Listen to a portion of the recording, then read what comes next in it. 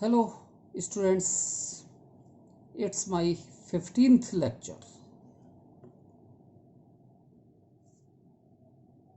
We have discussed about the tensors. प्रदिश राशियाँ क्या होती हैं। आज हम देखेंगे प्रदिश राशियों से संबंधित कुछ नोटेशंस, संकेताक्षर नोटेशंस। जैसे एक कोई प्रदिश है और उस प्रदिश को हम निरूपित करते हैं AIJK। तो यहाँ IJK दीज आर इंडिसेस, सूचकांक हैं, सूचकांक इंडिसेस। इनमें I और J ये सूचकांक नीचे, इनका नाम पादांक, सब स्क्रिप्ट कहा जाता है। के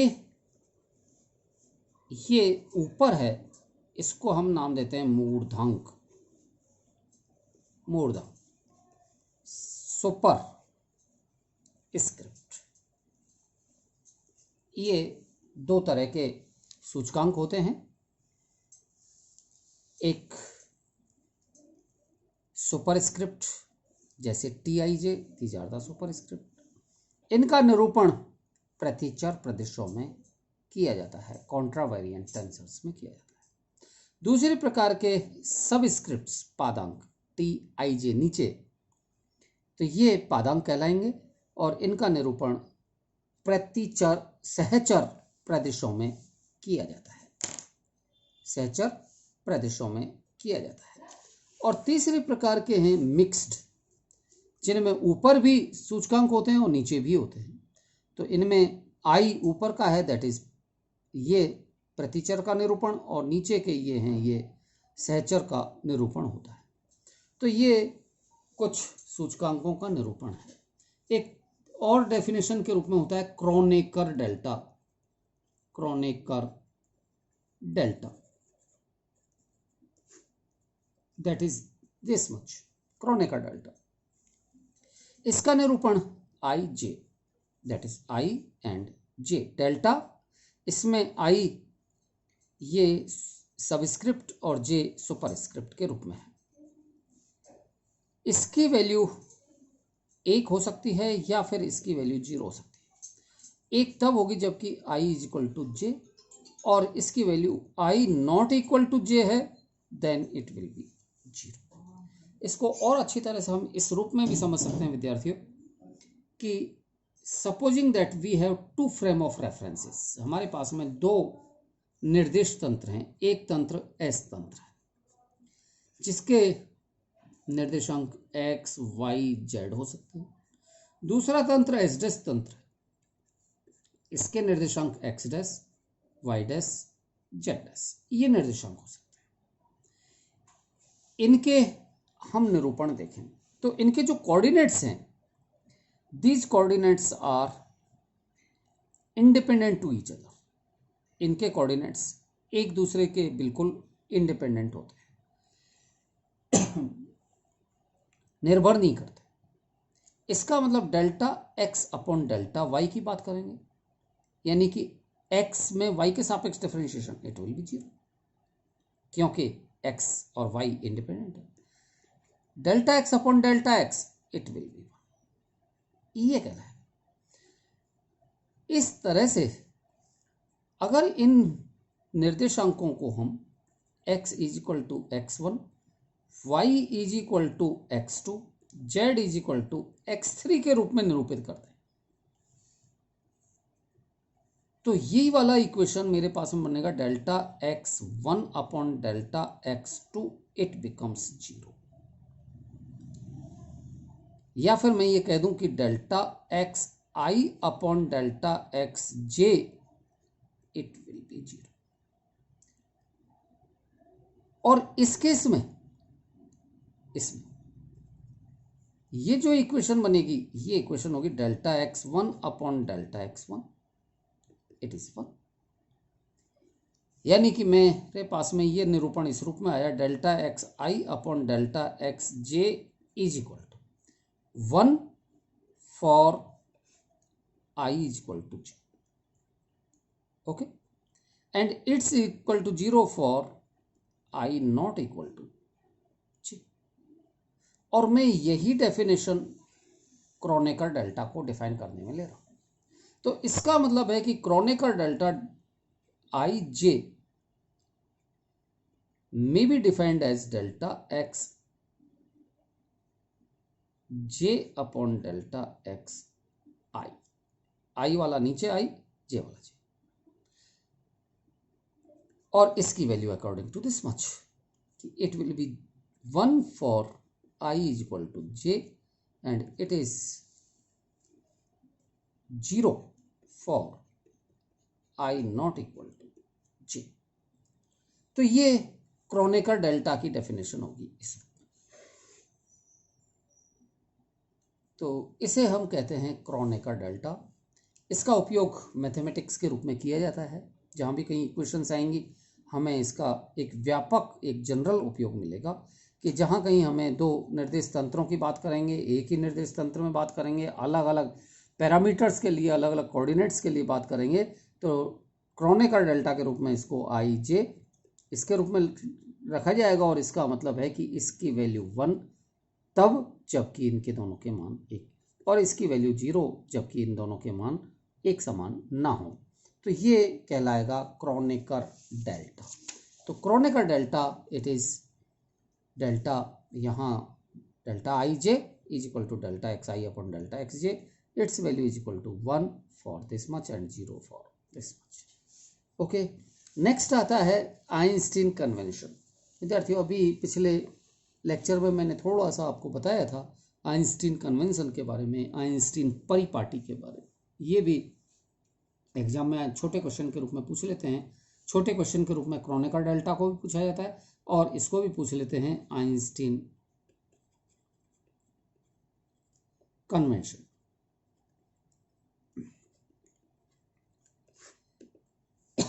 means if I have a quantity a ij and its value is sigma I sigma j, and here we can write like as a ij and b, here I take another superscript that is sigma and mu x, here j I and या a I j, इस रूप में लिया एक equation में भी ऐसे बहुत सारे इक्वेशन मिलेंगे। तो इस तरह के इक्वेशंस में I और J ये इंडिसेस रिपीट होते हैं, और जहां कहीं इंडिसेस रिपीट होते हैं I J, इनका अगर रिपीटेशन होता है तो सिग्मा को हटाया जा सकता है, सिग्मा को हटा देते हैं, सिग्मा रिप्लेस, खत्म कर दिया जाता है। इसे कहा जाता है Einstein convention. It is known as Einstein की परिपाटी। यदि कोई सूचकांक आई है, जे है, कोई सा भी सूचकांक जिसमें एक मूर्धांक हो सकता है, एक पादांक हो सकता है, एक समान है यानी कि रिपीट है, एक समान है, रिपीट है, तो निर्धारित सीमाओं में योग संक्रिया होती है। ये हम मान लेते हैं कि इनमें योग संक्रिया है, इसे अलग से एक्सप्लेन करने की आवश्यकता नहीं होती। जैसे उदाहरण के लिए सिग्मा आई के रूप में अपन लेते हैं ए आई एक्स आई। अब इसमें सिग्मा ए आई एक्स आई का मतलब है कि सिग्मा है तो इसकी वैल्यू 1 1 2 2 3 3 4 4 ये होगी, और इसको सिग्मा के रूप में लिखा जाता है। तो आइंस्टीन की योग परिपाटी के अनुसार इस सिग्मा को हटाया जा सकता है और इस सिग्मा के स्थान पर केवल ए आई एक्स आई ये लिखा जा सकता है। तो it is known as Einstein convention. Okay, अभी हमने देखा था क्रोनेकर डेल्टा, इसकी डेफिनेशन ये है। Kronecker delta, delta I J is equal to 1 for I is equal to J, it's value is 0 for I not equal to J. Kronecker delta से संबंधित कुछ प्रॉपर्टीज हैं, इंपॉर्टेंट प्रॉपर्टी हैं, वो भी एग्जाम में पूछ ली जाती है। तो बिल्कुल छोटी छोटी सी प्रॉपर्टी है, इन प्रॉपर्टीज के बारे में हम थोड़ा सा देखें, एक्सप्लेन करें इनको। तो properties of Kronecker delta, that is first one, delta I and j aj is equal to delta ai. So we can explain here कि because delta I and j it has value 0 for all kind of I that is not equal to j, सबके लिए इसका मान 0 है, लेकिन इसकी value 1 है, तो वो केवल किसके लिए है, I is equal to j के लिए। आई के मान, जे के मान ये 1 हो सकते हैं, 2 हो सकते हैं, 3 हो सकते हैं, कितने भी हो सकते हैं, या इनको एक्स वाई जेड के रूप में ले लें। यहाँ पर 3 डायमेंशन में इनकी वैल्यूज आई और जे की वैल्यू एक्स वाई जेड 3 ही होगी। अगर 4 डायमेंशन का है, चतुर्विमीय है, तो 1 2 3 4 हो सकती है। 6 डायमेंशनल है तो 1 2 3 4 5 6 हो सकती है। n डायमेंशनल है तो इनकी मान n हो सकते हैं। तो ये केवल और केवल जब दोनों बराबर होते हैं आई और जे, तो इसका मान 1 होता है, नहीं तो इनके सबके मान 0 होंगे। तो इस तरह से इस चीज का मान सब जगह 0 होगा, और 0 से इसको गुणा करेंगे तो ये 0 ही मिलेगा। तो इसका मान केवल और केवल 1 कब हो सकता है, it's maybe 1 only for I is equal to j. और i is equal to j करने का मतलब इसका मान सीधा सीधा क्या हो जाएगा, 1 गुणा ए, और आई का मान किसके बराबर, जे के मान, तो ये जे किस में कन्वर्ट होगा, आई के मान में, तो इसकी वैल्यू हो जाएगी ए आई, जो कि लेफ्ट हैंड साइड है। तो ये क्रोनेकर डेल्टा की एक प्रॉपर्टी है कि अगर हम किसी टेंसर पर क्रोनेकर डेल्टा को अप्लाई कर देते हैं तो ये टेंसर में इंडिसेस बदल जाएगा और ये टेंसर इस रूप में आ जाएगा। तो ये इसकी पहली एक प्रॉपर्टी हुई। इसकी दूसरी प्रॉपर्टी है delta I J and delta J के, इसका मान, और इसकी वैल्यू जो होती है वो डेल्टा आई एंड के इस रूप में होती है। ये जे इसमें से वैनिश हो जाएगा। ये कैसे होगा, जे रिपीट हो रहा है, और जे रिपीट हो रहा है तो इसको अगर हम प्रूव करके देखें, प्रूफ देखें इस चीज का प्रूफ, तो इस प्रूफ में हम ये देखते हैं कि जे इट इज रिपीटेड, और जब जे रिपीट होता है तो जे के रिपीटेशन के कारण आइंस्टीन ने कहा था कि इस पर सिग्मा होगा, आइंस्टीन परिपाटी के अनुसार, और सिग्मा होगा तो इसको अपन एक्सप्लेन कर सकते, इसको खोल सकते हैं। इसका मतलब ये हुआ कि जे यहां पर लेफ्ट हैंड साइड में डेल्टा आई जे डेल्टा जे के, इसका मतलब है कि सिग्मा जे, डेल्टा आई जे डेल्टा जे के, ये लिखा गया है। इस चीज को हमने इसमें से हटा दिया था। क्यों हटा दिया था, आइंस्टीन की कन्वेंशन से, लेकिन वास्तव में इस पर सिग्मा है, और जब इस पर सिग्मा है तो इसको खोल सकते हैं, हम इसको एक्सपेंड कर सकते हैं, और ये एक्सपेंशन किसके लिए होगा, केवल और केवल जे के लिए होगा। सो लेफ्ट हैंड साइड की वैल्यू लिखी जा सकती है डेल्टा आई 1 डेल्टा 1 के प्लस डेल्टा आई 2 डेल्टा 2 के प्लस डेल्टा आई 3 डेल्टा 3 के, और ये आगे भी हो सकता है। तो ये वैल्यूज आई का मान यदि 1 नहीं है तो ये 0 से इसको गुणा करेंगे तो 0 हो जाएगा। के का मान यदि 1 नहीं है तो इसका मान 0 होगा, इसको इससे गुणा करेंगे फिर 0 हो जाएगा। तो ये सारी की सारी चीजें बैलेंस तभी होंगी जबकि इन सब के मान 0 होते चले जाएंगे। ये केवल वहीं पर जाकर के बैलेंस होगा जबकि डेल्टा आई और यहां कोई सा एक मान जिसके लिए के और आई दोनों बैलेंस होंगे तो ये वैल्यू डेल्टा आई और डेल्टा के रूप में रहेगा। तो ये इसका निरूपण होगा। इस तरह से इसको अपन एक्सप्लेन कर सकते हैं। ये आप ये देखें कि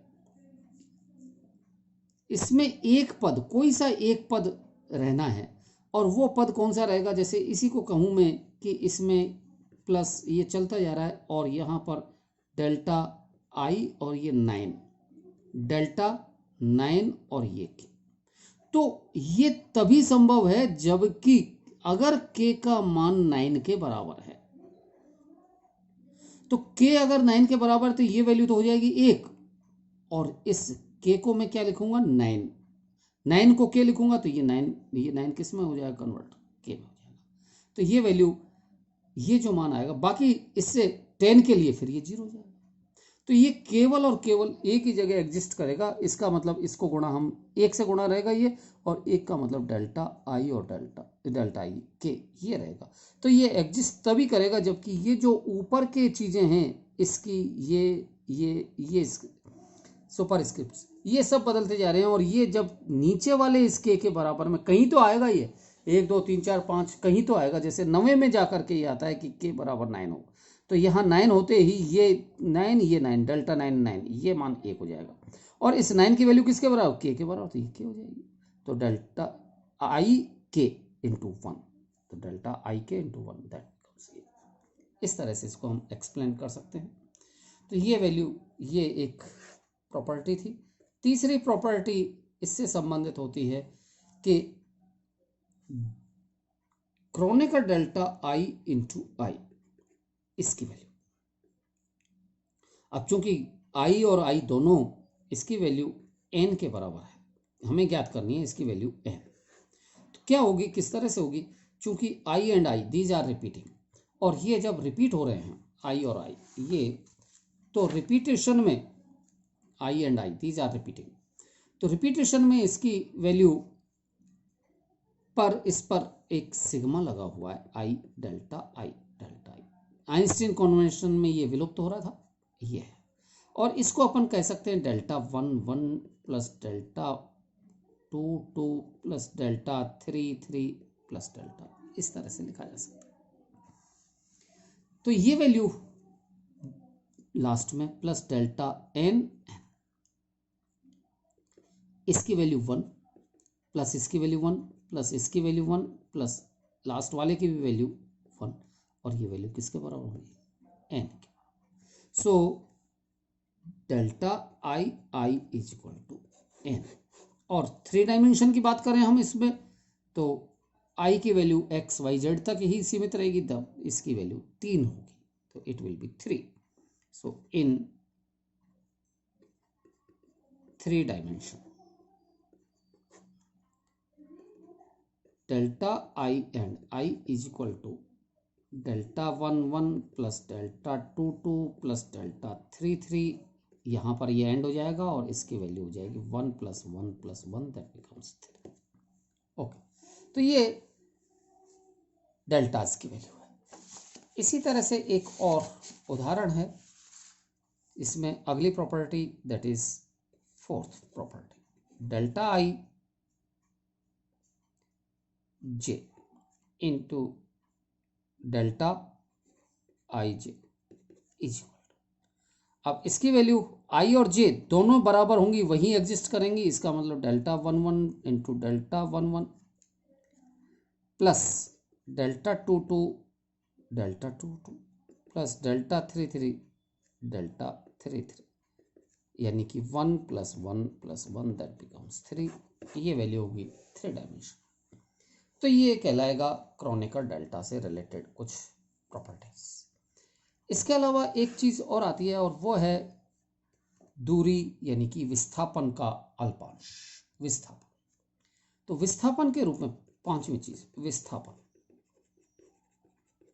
दूरी। हम जानते हैं दूरी ds two is equal to वर्ग इसका D X square plus D Y square plus D Z square. या मैं ये कहूँ कि x is equal to x1, y is equal to x2, z is equal to x3। ध्यान रखें कि ये 1 2 3 दीज आर नॉट पावर्स, ये घात नहीं है।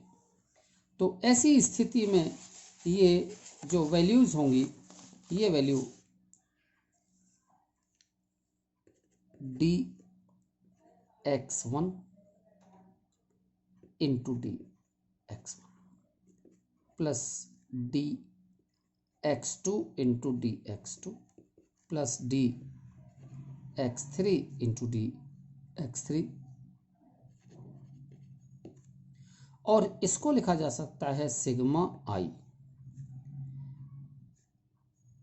सिग्मा जे इंटू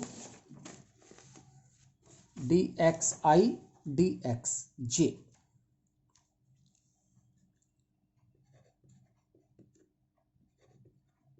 अगर हम इसको यहां पर छोड़ देते हैं तो इसमें 1 के साथ 2 वाली टर्म भी आएगी, 1 के साथ 3 वाली टर्म भी आएगी। इनको खत्म करने के लिए यहां हमें आई जे के रूप में एक क्रोनेकर डेल्टा लेना होगा। और जब मैं ये आई जे के इसका आई जे क्रोनेकर डेल्टा लेता हूं तो उस स्थिति में आई रिपीट हो रहा है, जे भी ये रिपीट हो रहा है, तब हमें इनको लिखने की आवश्यकता नहीं होती। और जब इनको लिखने की आवश्यकता नहीं होती तो ये delta i delta j d x i d x j ये निरूपण हो जाएगा। इसलिए विस्थापन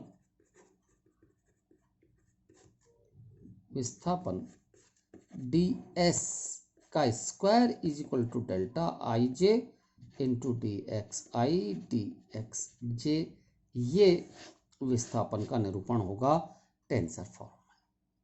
तो ये विस्थापन के रूप में आएगा। एक और इनसे संबंधित वैल्यूज होती हैं और वो प्रॉपर्टी के रूप में होता है, दैट इज क्रमचय संकेत, परम्यूटेशन सिंबल।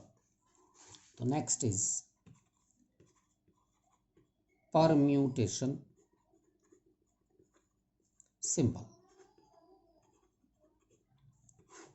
क्रमचय संकेत। इसे हम एप्सिलॉन से निरूपित कर देते हैं। कई किताबों में इसको ई स्मॉल ई से भी निरूपित किया जाता है। और इसमें आई जे के ये इसके साथ में इंडिसेस लगे होते हैं जो कि सबस्क्रिप्ट के रूप में होते हैं। तो ये क्रमचय, यहाँ आप लोग जो पढ़ चुके हैं, क्रमचय के रूप में क्रम के अनुसार, यानी कि आई इसके बाद में जे, इसके बाद में के और के बाद में फिर आई। तो ये एक क्रम है। इस क्रम में अगर आप इस क्रम में चलेंगे तो इसकी वैल्यू 1 होगी और क्रम से कहीं वायलेशन होगा तो इसकी वैल्यू 0 हो जाएगी, या कहीं रिपीटेशन होगा तो इसकी वैल्यू 0 होगी, और वायलेशन क्रम में होगा तो इसकी वैल्यू 1 और क्रम नहीं होगा तो इसकी वैल्यू -1। जैसे इसमें पहली चीज है, इसको डिफाइन करने के लिए सिग्मा आई जे के इज इक्वल टू 1, जबकि आई जे के ये एक क्रम में है, क्रमानुसार है। उदाहरण के लिए सिग्मा 1 2 3, सिग्मा 2 3 1, सिग्मा 3 1 2, इन सब का मान 1 होगा। यानी कि 1 2 3 और 3 से फिर वापस 1। तो ये क्रम के अनुसार है, इसकी वैल्यू 1 होती है। दूसरी चीज इसमें होती है सिग्मा आई आई के, यानी कि रिपीटेशन हो जाए तो 0 हो जाएगा। इसका मतलब यह है कि सिग्मा, इसको सिग्मा के रूप में कहें, हम एप्सिलॉन के रूप में कहें तो एप्सिलॉन 112 एप्सिलॉन 122 एप्सिलॉन 133 या फिर एप्सिलॉन 111, इन सब के मान हमेशा 0 होते हैं। तीसरी चीज, अगर क्रम उल्टा होता है तो इसकी वैल्यू माइनस में हो जाती है। एप्सिलॉन जे आई के, आई जे के की जगह जे आई के, इसकी वैल्यू 1 होगी। इसके आधार पर हम देखें सिग्मा, देखिए इसकी वैल्यू 213 या फिर सिग्मा सॉरी एप्सिलॉन, मैं इसको एप्सिलॉन 321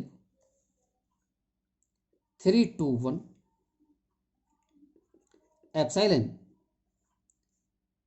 3, या हम इसको